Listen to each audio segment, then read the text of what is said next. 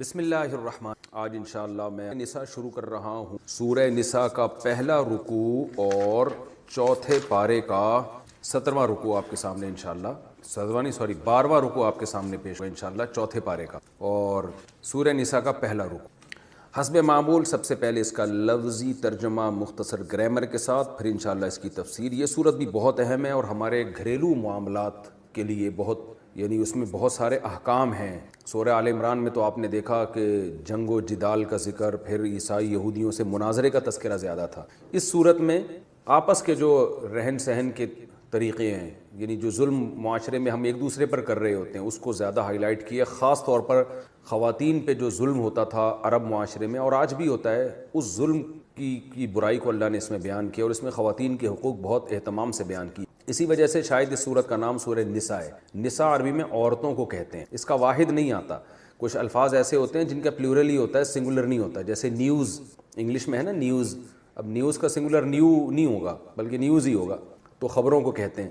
تو عورتوں کو نساء کہتے ہیں اور ایک عورت کو امرأتن کہتے ہیں، ایک عورت. اس لفظ سے اس کا واحد نہیں آتا. تو پہلے اس کا لفظی ترجمہ کیے دیتا ہوں. اعوذ باللہ من الشیطان الرجیم، بسم اللہ الرحمن الرحیم. اچھا، پہلے میں اس سورت کو شروع کرنے سے پہلے یہ بتا دوں، سورہ نساء اور سورہ نور کے بارے میں عبداللہ بن مسعود فرمایا کرتے تھے، یہ گھروں میں سکھاؤ، اس کی تلاوت کیا کرو اور ان صورتوں کو سیکھا کرو، کیونکہ ان میں آپس کے جو رہن سہن کے احکام ہیں نا، وہ بہت اہتمام سے بیان کیے. اعوذ باللہ من الشیطان الرجیم، بسم اللہ الرحمن الرحیم. یا ایھا الناس، اے لوگو، اتقوا ربکم، ڈرو اپنے رب سے، الذی، وہ رب، خلقکم، جس نے تمہیں پیدا کیا، من نفس واحدہ، ایک جان سے، یعنی وہ آدم علیہ السلام تھے. وخلق، اور پیدا کیا، منہا، اسی جان سے. نفس عربی میں لفظی اعتبار سے مؤنث ہے، اس لیے اس کے لیے منہو کے بجائے منہا آ رہا ہے. وخلق منہا، اور اسی نفس سے پیدا کیا، زوجہا، اس کی زوجہ کو، یعنی اس کی بیوی کو، جن کو حوا کہا جاتا ہے. وبثا، بثا یبث، پھیلا دینا. آپ نے سورہ القارعہ میں پڑھا نا، وَتَكُونُ الْجِبَالُ يَوْمَ يَكُونُ النَّاسُ كَالْفَرَاشِ الْمَبْثُوثِ، مبثوث پھیلے ہوئے پتنگوں کی طرح. تو بثا کو پڑھا جاتا ہے بثا. وَبَثَّ مِنْهُمَا، اور پھیلا دیا ان دونوں سے، آدم اور حوا سے، رِجَالًا كَثِيرًا، رجل کی جمع رجال، بہت سارے مرد، وَنِسَاءَ، اور بہت ساری عورتیں. وَاتَّقُوا اللَّهَ، اور ڈرو اللہ سے، الَّذِي، وہ اللہ، تَسَاءَلُونَ بِهِ، جس کے ذریعے تم ایک دوسرے سے سوال کرتے ہو. وَالْأَرْحَامَ، اور رحم کہتے ہیں رشتوں کو، ارحام اس کی جمع، اور رشتوں کے ذریعے بھی. کیا مطلب؟ یہ اس آیت کے دو مطلب ہو سکتے ہیں. ایک تو یہ کہ اللہ سے ڈرو اور رشتوں سے بھی ڈرو، یعنی واتقوا اللہ والارحام، اللہ سے بھی ڈرو، والارحام، اور رشتوں سے بھی ڈرو. اور اللہ کون ہے؟ الذی تساءلون بہ، اللہ وہ ذات ہے جس کے ذریعے تم ایک دوسرے سے سوال کرتے ہو. سوال کرنے کا مطلب کیا ہوا کہ جب ہم کسی سے کوئی بات کرتے ہیں، کچھ مطالبہ کرتے ہیں، تو ہم اللہ کا واسطہ دیکھتے ہیں، بھائی اللہ کا واسطہ تم یار یہ کام کر لو. تو اللہ وہ ذات ہے، جب تم ضرورت پڑتی ہے تو درمیان میں اللہ کو لے آتے ہو. تو اس لیے اس اللہ سے بھی تو خود ڈرو تم، اور رشتوں سے بھی ڈرو. کیا مطلب؟ رشتوں کے حقوق کے بارے میں ڈرو، یعنی رشتہ داری بھی ایک ایسی چیز ہے جس سے ڈرا جائے گا. ڈرنے کا مطلب کہ بھئی اگر تم نے ان کے حقوق ضائع کر دیے تو اس پہ تمہیں اللہ کا عذاب آئے گا. اس معنی میں ہمیں حکم دیا جا رہا ہے کہ رشتوں سے ڈریں. اور اس آیت کا دوسرا ترجمہ یہ ہے کہ تساءلون بہ میں، بہ میں ہی ضمیر پر عطف ہو رہا ہے ارحام کا. کیا مطلب؟ اللہ سے ڈرو جس اللہ کے ذریعے تم ایک دوسرے سے سوال کرتے ہو، اور ارحام کے ذریعے بھی تم ایک دوسرے سے سوال کرتے ہو، یعنی اللہ اور رشتوں کے ذریعے تم ایک دوسرے سے مطالبے کرتے ہو. کیا مطلب؟ جب تمہیں کوئی کام پڑتا ہے کسی سے تو اللہ کا واسطہ بھی دیتے ہو اور رشتوں کا واسطہ بھی دیتے ہو. ہم کہتے ہیں نا بھائی اللہ کا واسطہ تو میری مدد کرو. ہم یہ بھی کہتے ہیں بھائی تو میرا چچا ہے، تو میرا ماموں ہے، تو میرا خالہ، تو میری خالہ ہے، تم میرے بھائی ہو، تم میرے کزن ہو، تمہیں اس رشتہ داری کا واسطہ. تو یہ رشتہ داری بھی ایسی چیز ہے جس کے ذریعے انسان ایک دوسرے کو واسطے دیتا ہے. ان اللہ، بے شک اللہ تعالیٰ، کانا علیکم رقیبہ، ہے تم پر رقیب. رقیب نگہبان، رقابت سے نکل. وآتوا الیتامی، آتو کئی دفعہ یہ لفظ آ چکا ہے، دو.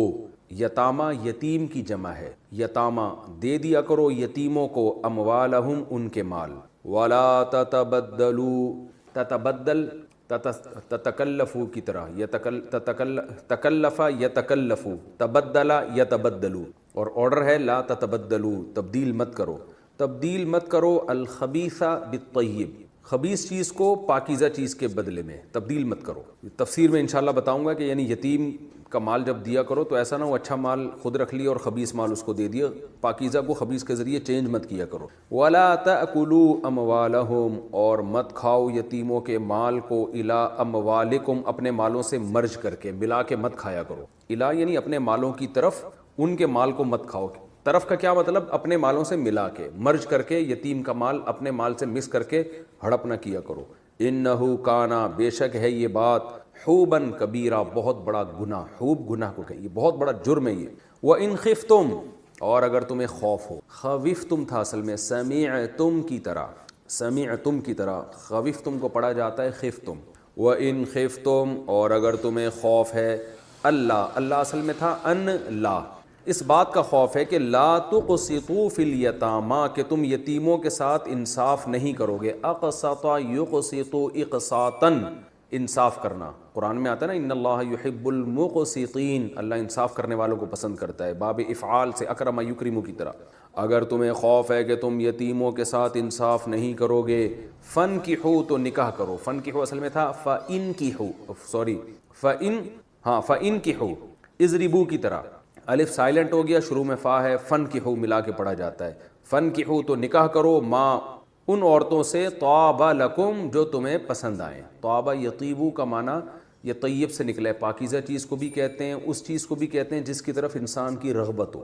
طیب پاکیزہ مال کو بھی کہتے ہیں اور وہ مال جو انسان کی نیچر جس کی طرف مائل ہوتی، کیونکہ خبیث چیزوں کی طرف انسان کی نیچر مائل نہیں ہوتی، تو اس لیے خبیث کی اپوزٹ ہے طیب. فانکحوا نکاح کرو، ماں ان عورتوں سے طاب لکم جو تمہیں پسند آئیں، من النسائی عورتوں میں سے، مثنا دو دو سے، وثلاثا تین تین سے، ورباع چار چار سے. دیکھیں اثنینی دو کو کہتے ہیں اور مثنا کہتے ہیں دو دو تکرار، اور ثلاث عربی میں تین کو کہتے ہیں، ثلاثہ کہتے ہیں تین تین، اور اربع عربی میں چار کو کہتے ہیں اور رباع کہتے ہیں چار چار، یعنی تکرار کے ساتھ کہا دو دو تین تین. یہ ہم محاوروں میں بھی یہی لفظ اس طرح استعمال کرتے ہیں. بھائی اس کا مطلب یہ نہیں کہ دو دو کا مطلب چار اور تین تین کا مطلب چھ اور چار چار کا مطلب 8.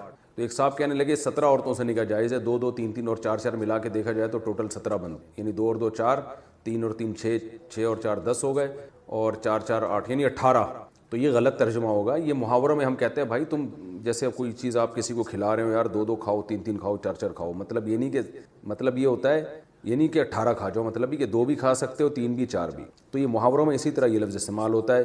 تو اللہ نے فرمایا اگر تمہیں خوف ہو کہ تم یتیموں میں انصاف نہیں کر سکتے تو پھر ان عورتوں جو تمہیں پسند آئے عورتوں میں سے، ان میں سے 2 2 سے، 3 3 سے، 4 4 سے نکاح کرو. وَإِنْ خِفْتُمْ اور اگر تمہیں خوف ہو اس بات کا، اللہ تعدلوا ان تھا اصل میں، یہاں بھی ان لا تھا اصل میں. اگر تمہیں خوف ہے کہ اللہ تعدلوا کہ تم عدل نہیں کرو گے، فواحدۃ تو پھر ایک سے، یعنی انکحوا معذوف ہے یہاں پہ، فانکحوا واحدۃ تو پھر نکاح کرو ایک سے، او یا او کا معنی یا، ما ملکت ایمانکم یا اس پہ اکتفا کرو جس کے تمہارے دائیں ہاتھ مالک. ایمان یمین کی جمع دائیں ہاتھ کو کہا جاتا ہے، تمہارے دائیں ہاتھ جس کے مالک ہیں. یہ ایک محاورہ ہے، محاورتاً یہ لفظ استعمال ہوتا ہے، یعنی تم جس کے مالک ہو، یعنی وہ عورتیں جن کے تم مالک ہو. ظاہر ہے وہ باندیاں ہوتی ہیں جس کے انسان پہلے زمانے میں لوگ مالک ہوا کرتے تھے، اب نہیں ہے.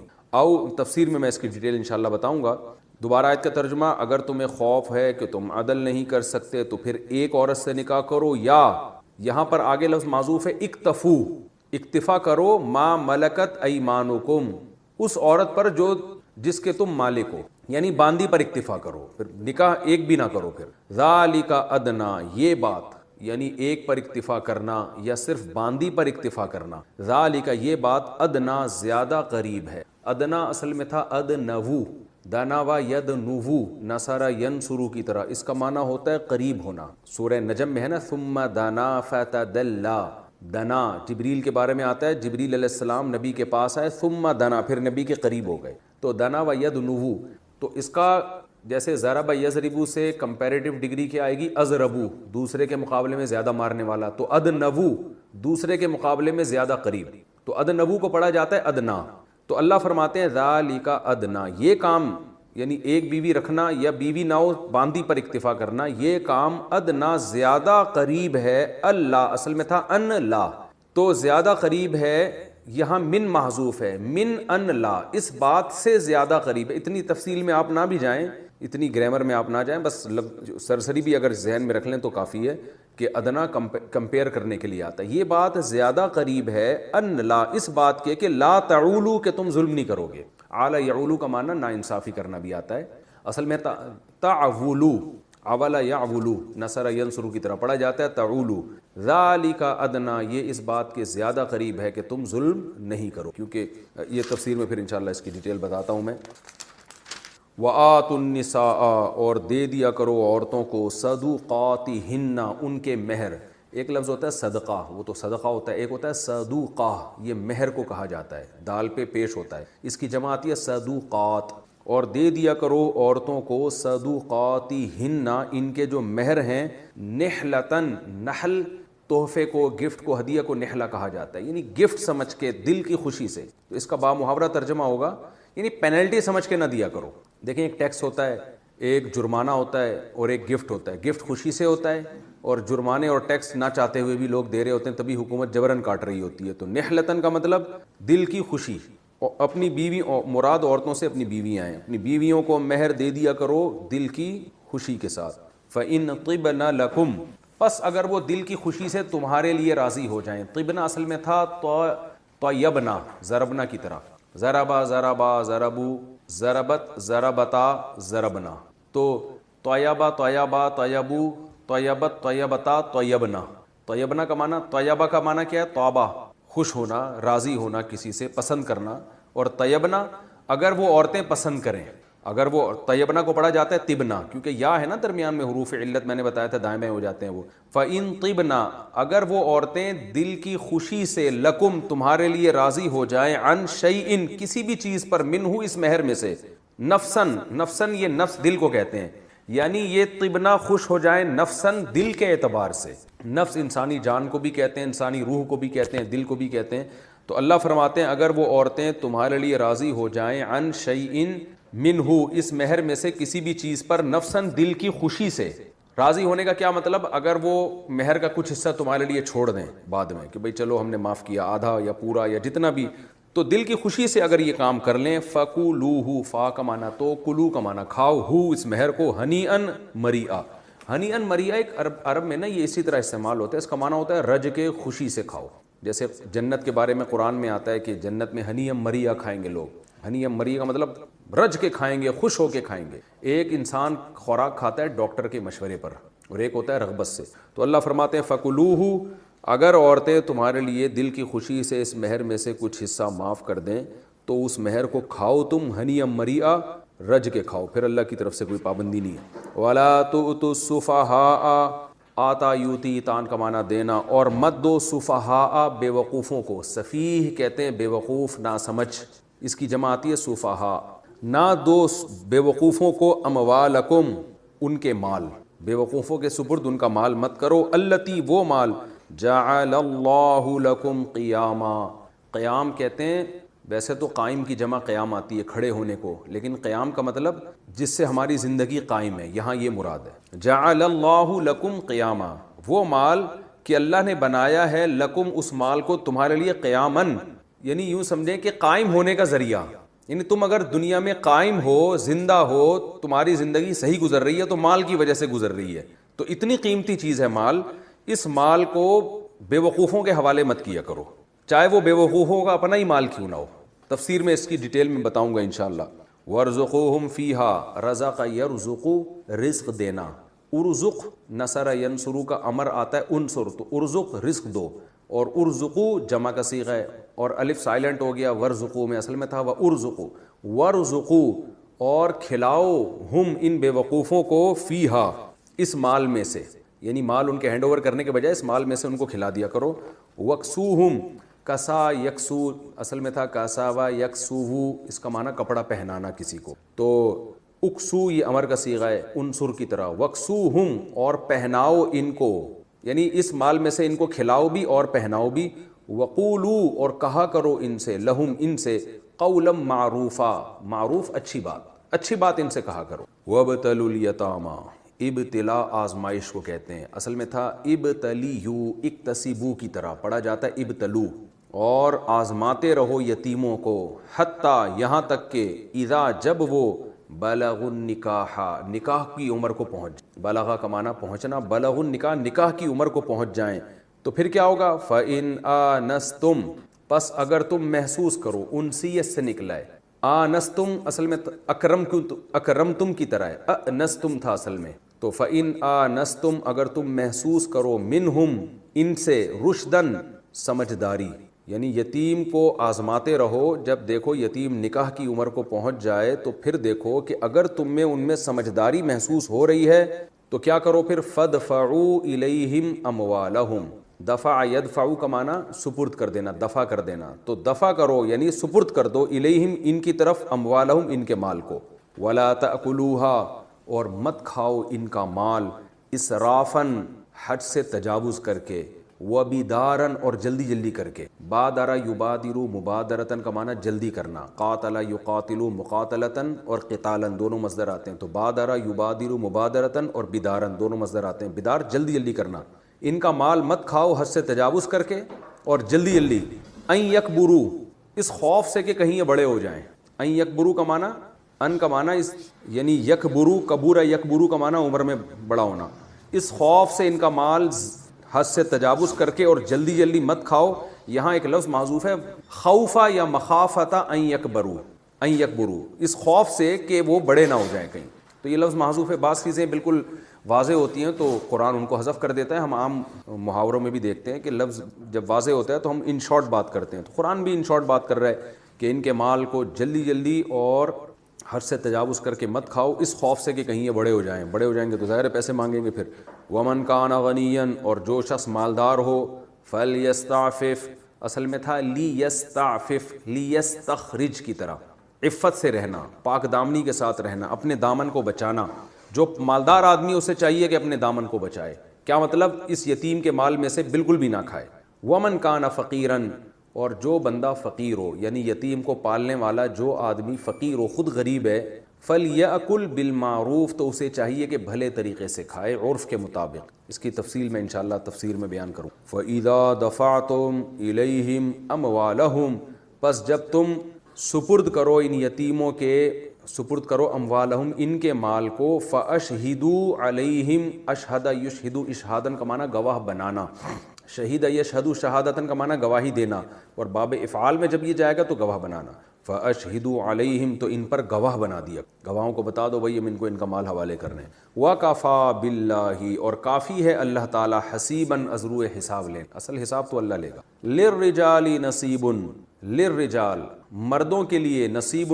حصہ ہے، مما، مما اصل میں تھا من ما، اس مال میں سے، ترک الوالدانی جو والدین چھوڑ کر جائیں، والاقربون اور اقرب رشتہ دار چھوڑ کر جائیں، یعنی رشتہ دار جو مال چھوڑ کر جائیں گے اس میں سے مردوں کو حصہ ملے گا، وللنساء اور عورتوں کے لیے بھی نصیب حصہ ہے، مما اس مال میں سے، ترک الوالدانی والاقربون جو والدین اور رشتہ دار چھوڑ کر جائیں، الگ تھا ماں الگ تھا، ملا کے مما بنا دیا، مما اس مال میں سے، قلہ جو منہو جو اس مال میں سے قلیل ہو، او کسر کثورا یکثرو یہ کروما یکرمو کی طرح، ضربہ یضربو کی طرح، مما اچھا قلہ جو تھا نا یہ اصل میں تھا قالالا ضربہ کی طرح، اس مال میں سے، قلہ منہو جو اس مال میں سے قلیل ہو، او کثورا یا کثیر ہو، یعنی مال چاہے قلیل ہو یا زیادہ ہو اس میں سے مردوں کو بھی حصہ ملے گا اور وراثت میں عورتوں کو بھی حصہ ملے گا، نصیباً یہ جو حصہ ہے مفروضاً اللہ کی طرف سے مقرر کردہ ہے،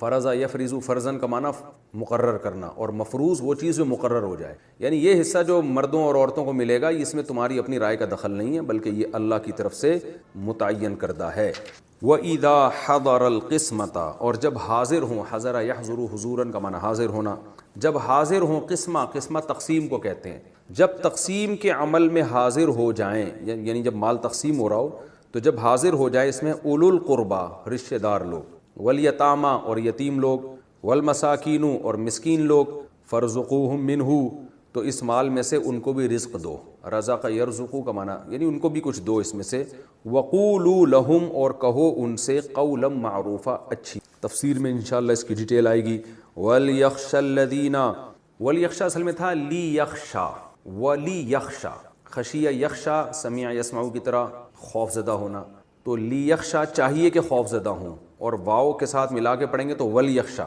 اصل میں ولی یخشا کو پڑھا جاتا ہے ولی یخشا، چاہیے کہ خوف زدہ ہوں، الذین وہ لوگ کس بات سے خوف زدہ ہوں، لو ترکو من خلفہم کہ اگر وہ ترکو چھوڑ جائیں من خلفہم اپنے پیچھے ذریتن نسل، ذریہ نسل کو کہتے ہیں، ضعافن ضعیف کی جمع ہے، کمزور نسل چھوڑ کر جائے، خافو علیہم جن پر ان کو خوف ہو، خافا یخافو خویف یخوفو کی طرح خوف زدہ ہونا، اور خافو خویفو کی طرح سمیعو کی طرح، ایسی نسل چھوڑ کر جائیں خافو علیہم جن پر ان کو خوف ہو، کہ کہیں یعنی خوف اس بات کا ہو کہ پتہ نہیں ان بیچاروں کا بنے گا کیا۔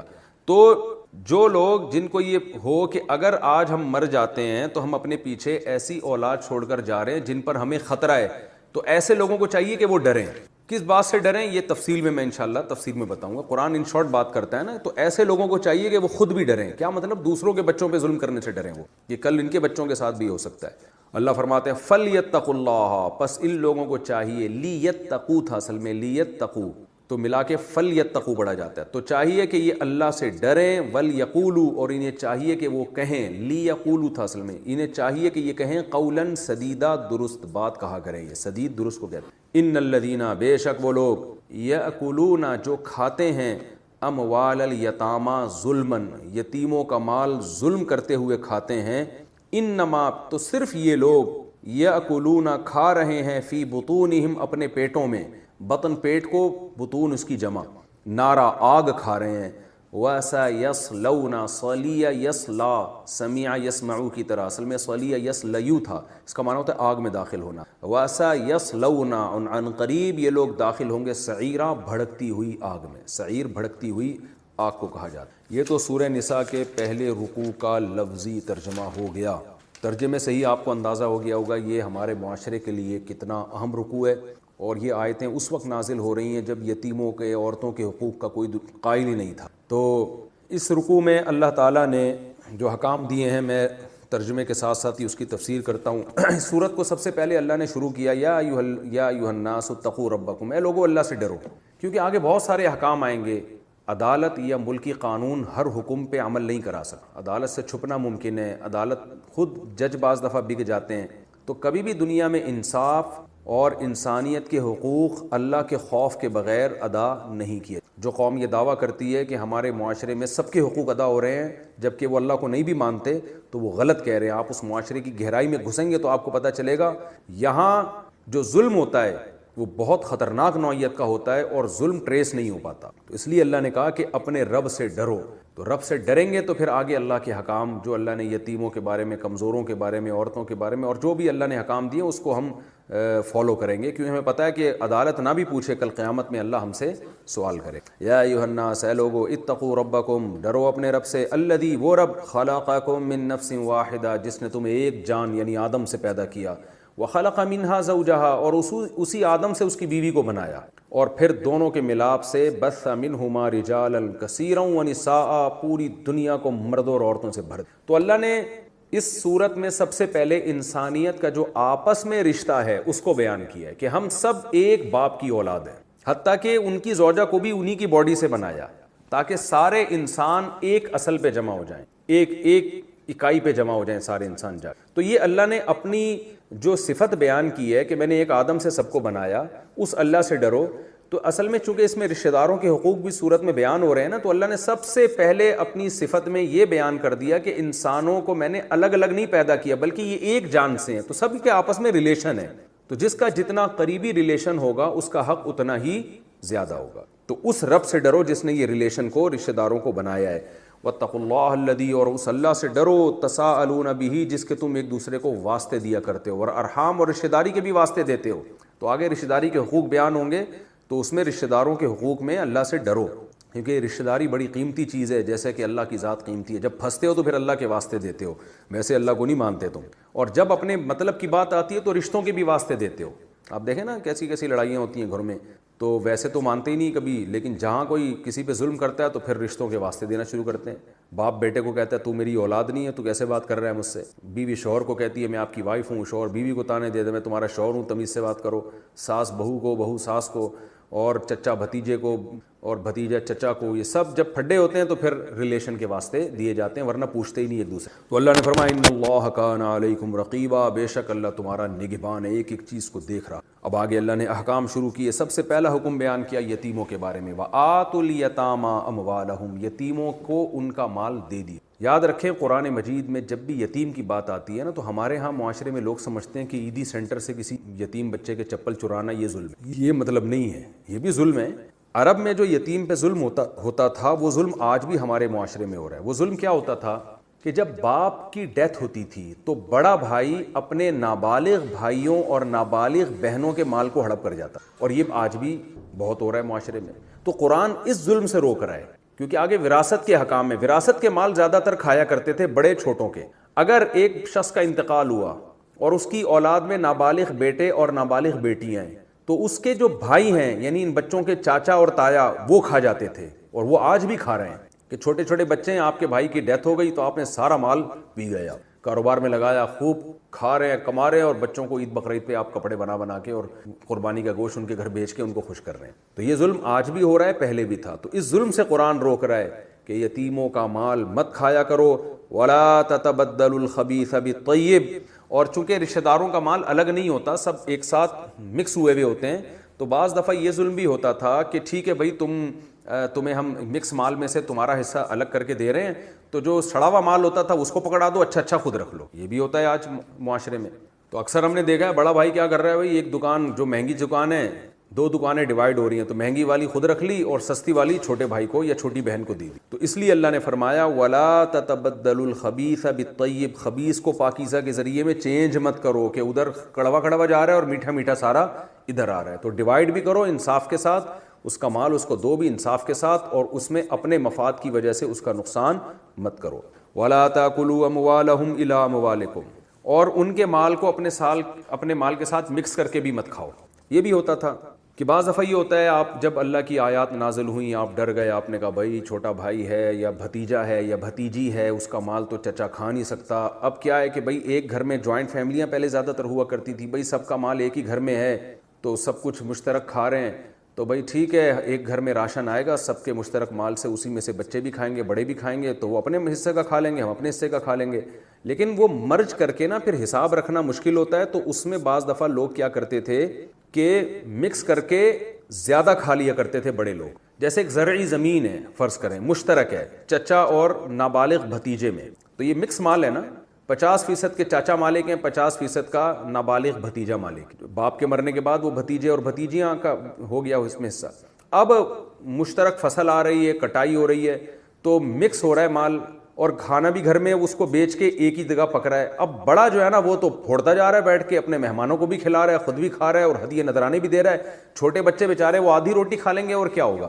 تو وہ یہ کہہ رہا ہے بھائی ہم تو مشترک کھا رہے ہیں، کیونکہ ہماری پراپرٹی مشترک، ہماری ارننگ مشترک، تو ہم سب مل کے کھا رہے ہیں، تو کسی پہ ظلم نہیں ہو رہا۔ تو قرآن کہہ رہا ہے مکس کرنے سے اللہ منع نہیں کر رہا، اس کی آگے اجازت آ رہی ہے، لیکن ان کے مال کو اپنے مال کے ساتھ مکس کر کے کھاؤ مت، یعنی یہ نیت نہیں ہونی چاہیے کہ ادھر سے زیادہ میرے پیٹ میں آ جائے، اس طرح سے مت کھاؤ۔ ہاں مکس کرنا بعض صورتوں میں جائز ہے، وہ پھر میں آگے انشاءاللہ بتاتا ہوں، جس کی قرآن نے خود اجازت دی ہے۔ کیونکہ بعض دفعہ یہ ہوتا ہے کہ جب آپ مشترک جوائنٹ فیملی میں رہتے ہیں تو راشن جب اکٹھا آتا ہے ان کی وراثت سے، ان کا آپ کا، تو الگ الگ ممکن رکھنا اس کو ممکن نہیں ہوتا کہ جی آپ نے اس کے آٹے کی تھیلیاں الگ کچن بنا دی، اپنے آٹے کی تھیلیوں کا الگ کچن بنا دیا، اور پھر اس کا توا الگ، اس کی روٹی الگ ہوتی، یہ بہت بڑی ٹینشن ہے۔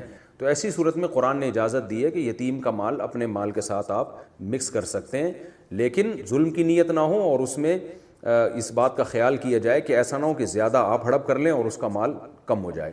اس کے حکام آگے انشاءاللہ آ رہے ہیں۔ فرمایا اپنے مال کو ان کے مالوں کے ساتھ ملا کے مت کھاؤ، انہ کان حوبا کبیرا، یہ بہت بڑا جرم ہے۔ وَإِنْ خِفْتُمْ أَلَّا تُقْسِطُوا فِي الْيَتَامَى، اور اگر تمہیں خوف ہو کہ تم یتیموں کے ساتھ انصاف نہیں کر سکتے تو جو تمہیں عورتیں پسند آئیں ان میں 2 2 3 3 اور 4 4 سے نکاح کرو۔ اس آیت کا ایک شان نزول ہے، اس شان نزول کے بغیر اس آیت کا مطلب سمجھ میں نہیں آئے گا، کیونکہ دیکھیں لفظی ترجمہ تو بن رہا ہے اگر تمہیں یتیموں کے ساتھ تم انصاف نہیں کر سکتے تو 2 2 3 3 4 4 عورتوں سے نکاح کرو۔ آپ کہیں گے عورتوں سے شادیوں کا یتیموں کے ساتھ انصاف کے ساتھ کیا تعلق ہے؟ صحیح بخاری میں حضرت عائشہ رضی اللہ تعالی عنہا اس کی تفسیر بیان کرتی ہیں کہ یہ آیت کس موقع پہ نازل ہوئی۔ بعض آیتیں ایسی ہوتی ہیں کہ وہ جب تک شان نزول سے آپ اس کو جوڑیں گے نہیں اس کا مفہوم سمجھ میں نہیں آئے گا. تو یہ آیت نازل ہوئی، اس پر نازل ہوئی ہے. حضرت عائشہ فرماتی ہیں، صحیح بخاری میں حضرت عائشہ کی حدیث ہے کہ عرب میں ایسا ہوتا تھا کہ بعض لوگ یتیم بچیوں کی کفالت کرتے تھے ثواب سمجھ کے. جیسے کوئی شخص کسی کا باپ مر گیا تو اب چچا زاد بھائی نے اپنی چچا زاد بہن جو یتیم تھی اس کو اپنی کسٹڈی میں لے لیا کہ بھائی اس کا نہ چاچا ہے نہ بڑا ہے کوئی خاندان میں، تو چلو میں اس کو پال لیتا ہوں، چھوٹی بچی ہے، میں اس پہ خرچ کروں گا یا اس کی وراثت کے مال کو میں محفوظ رکھ لوں گا اور اس کی نگرانی کروں گا. تو ہوتا یہ تھا، یا اور کوئی خاندان میں چچا نہیں ہے اور کوئی بھی قریبی فرد نہیں ہے تو کوئی دور کا فرد بھی یتیم بچیوں کو لے کے بعض دفعہ پال لیا کرتا تھا. بعض دفعہ یہ ہوتا ہے کہ خاندان کا کوئی فرد ملتا نہیں ہے یا کوئی ریلائبل نہیں ہوتا، تو ظاہر ہے پھر مجبوراً اس بچی کو ایسے بے یار و مددگار پھرنے کے بجائے کوئی یتیم اس کی کوئی کفالت کر لے. اور نبی صلی اللہ علیہ وسلم نے فضائل بھی بہت بیان کیے تھے کہ یتیم کی کفالت کرنے والا قیامت کے دن اس طرح سے میرے ساتھ ہوگا، اور آپ نے 2 انگلیوں کو ملا کے مرج کیا اور آپ نے فرمایا کہ اس طرح جنت میں میرے ساتھ ہوگا جو یتیم کی کفالت کرتا ہے. تو بعض صحابہ کیا کرتے تھے یہ کام کہ بھائی یتیم لڑکی ہے، کوئی بچی ہے، اس کو اپنی کسٹڈی میں لے کے پالنا شروع کر دیا. اب جب وہ بالغ ہوتی تھی تو بہت سے لوگوں کے دل میں خیال آتا تھا جو اس کی کفالت کر رہے ہوتے کہ ہم خود اس سے شادی کر لیتے ہیں. تو شادی کرنے میں ایک زیادتی یہ ہوتی تھی، عرب میں عورتوں کا مہر بہت ہوا کرتا تھا کیونکہ 2 3 4 شادیوں کا رواج تھا. عورتیں کی سپلائی کم تھی، ڈیمانڈ زیادہ تھی، جو میں اپنے بیانات میں بہت دفعہ بتا چکا کہ عام آدمی کے لیے عورت کا حصول آسان نہیں تھا عرب معاشرے میں. اور آج بھی جن معاشرے میں 2 3 4 شادیوں کا رواج ہے اس میں عورت کا ملنا آسان نہیں ہوتا، ان کے مہر بہت زیادہ ہوتے ہیں. ہمارے معاشرے کی طرح نہیں ہے کہ بس وہ الٹا جہیز دے کے شادیاں ہو رہی ہیں، کہ ڈیمانڈ زیادہ ہے اور سپلائی کم ہے. یعنی جو ایک معیشت کا اصول ہے نا وہ ہر جگہ لاگو ہوتا ہے. تو اب وہ کیا کرتے تھے کہ رشتے ملنے آسان نہیں تھے تو وہ کہتے تھے چلو اسی لڑکی کو ہم نے پالا ہے، اب یہ بالغ ہو گئی، ہم خود اس سے شادی کر لیتے ہیں. تو مہر بہت کم رکھتے تھے کیونکہ اگر اس لڑکی کا باپ زندہ ہوتا یا اس کا ولی یعنی چچا وغیرہ زندہ ہوتے تو اس کی طرف پیغام نکاح بھیجا جاتا تو باپ کو پتہ ہوتا ہے کہ میری بیٹی کی ویلیو کیا ہے خوبصورتی کے لحاظ سے، خاندان کے لحاظ سے. تو وہ پھر کم مہر پہ راضی نہیں ہوتا، بولتا بھائی یہ تو خوبصورت بھی ہے اور اچھے خاندان کی ہے اور اخلاق والی ہے، دیندار ہے، تو کم از کم میں اتنا مہر اپنی بیٹی کے لیے لوں گا میں. تو وہ کم مہر پہ راضی نہیں ہوتا تھا اگر باپ زندہ ہوتا. یہاں باپ بھی نہیں ہے، چچا بھی نہیں ہے، کوئی ولی بھی نہیں ہے، تو کوئی مطالبہ کرنے والا ہے ہی نہیں. اور بچیوں میں اتنا شعور نہیں ہوتا کہ بھئی ہماری کیا ایک ویلیو ہونی چاہیے، ہم کتنا مہر لیں. پہلے تو بہت زیادہ مہر لیا جاتا تھا، یعنی بہت سے لوگ بہت زیادہ مقدار میں مہر لیتے تھے. عمر کے اس میں عمر بھی دیکھی جاتی تھی لڑکی کی، پھر یہ بھی دیکھا جاتا تھا کنواری ہے یا طلاق یافتہ ہے یا بیوہ ہے. تو اب یہ بچیاں تو کنواری ہوتی تھیں جو بالغ ہوئی ہیں. تو اس میں یہ ہوتا تھا کہ جو شخص متولی ہے جس نے اس لڑکی کو لے کے رکھا ہے اپنے گھر میں اپنی کسٹڈی میں، جب وہ بالغ ہوئی ہے تو نکاح کی پیشکش کرتا تھا. ان بیچاریوں میں اتنے شعور نہیں ہوتا تھا، وہ تو راضی ہوتی تھی ٹھیک ہے بھی کر لو شادی ہم سے. تو مہر بہت تھوڑا رکھ دیتے تھے، اونے پونے داموں مہر رکھا. اس کو کیا پتا کیونکہ کوئی مطالبہ کرنے والا تو ہے ہی نہیں. باپ اور چچا بھائی ہوتے ہیں جو ذرا تو مطالبہ تو یہ خود ہی کرے گا کیونکہ یہ ولی ہے. تو یہ اپنے چکر میں بعض لوگ کیا کرتے تھے، اپنے آپ کو فائدہ پہنچانے کے لیے بہت تھوڑے مہر میں ان عورتوں سے، لڑکیوں سے نکاح کر لیا کرتے تھے. اس میں لڑکی کا نقصان ہے کیونکہ اس باپ زندہ ہوتا تو بھاری بھرکم مہر لیتا، اس لڑکی کے پاس ایک پراپرٹی آ جاتی، ایک اچھا خاصا پیسہ آ جاتا اس کے پاس. یہاں کیا ہے کچھ بھی نہیں آیا، اور یعنی جو اس کا حق بنتا ہے جس کو مہر مثل کہتے ہیں. مہر مثل کیا کہتے ہیں؟ جس خاندان میں لڑکیوں کا جو مہر رائج ہو اس کو مہر مثل کہا جاتا ہے. یہ ٹرم یاد کر لیں، بار بار استعمال ہوگی یہ ٹرم مہر مثل، کہ اس کی ویلیو کے جو اس کی اسٹیٹس ہے، جو اس کی پروفائل ہے، اس حساب سے اس کا اتنا مہر ہونا چاہیے. آج تو یہ معاشرے میں ساری چیزیں ہی ختم ہو گئی ہیں، اب تو الٹا جہیز دے کے شادیاں ہوں.